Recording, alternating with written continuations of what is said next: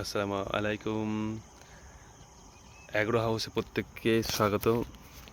আমাদের এই 15তম দিনে আমাদের যে গোট ইন্টিগ্রেটেড ফার্ম হচ্ছে, তার মধ্যে প্রথম কাজ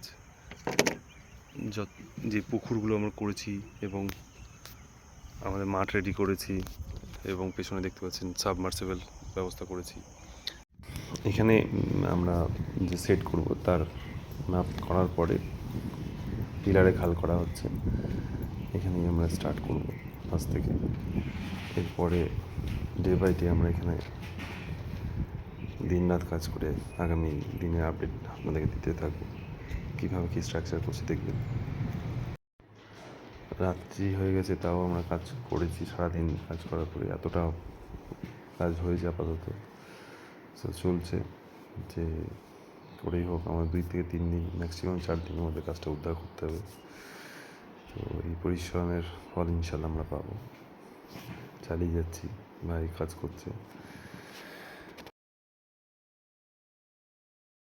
তৃতীয় দিন সকাল হয়ে গেছে, আবার সকালবেলা আমরা হাজির এবং চড়া রোদ। এই রোদের মাঝেও আমরা কাজ করছি। তো এ হচ্ছে আমাদের সেট। এই সেট আমরা রাত্রি জেগে বসে গ্রাউন্ড ফ্লোরের কাজটা করতে পেরেছি। চলে যাচ্ছে এইভাবেই, প্রচুর পরিশ্রম, কিছু করার নেই, করতে হবে। আর এর মধ্যে মাঠে লেবার পাওয়া, ইলেকট্রিসিটি নেই, জেনারেটর দিয়ে কাজ করা, এভাবেই চলছে।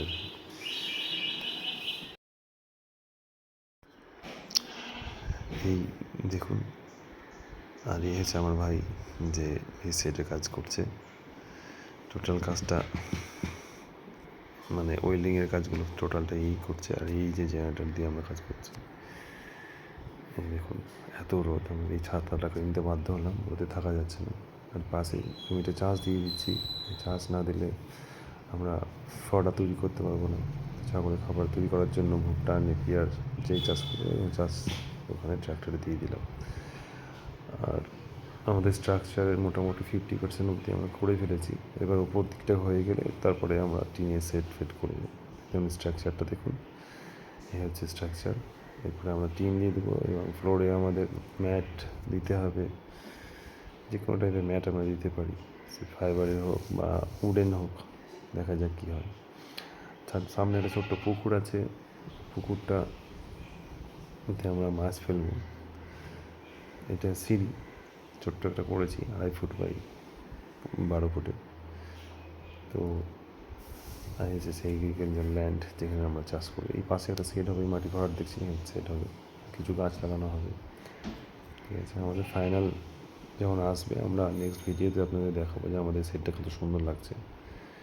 তো হয়েছে, এখনও কাজ বাকি আছে। সেটটা আমরা একটা ডোর করতে ভুলে গেছি, দরজাটা করতে হবে, দরজাটা মাপ নিয়ে আমরা করে নেব। চুন দিয়ে আছে তো?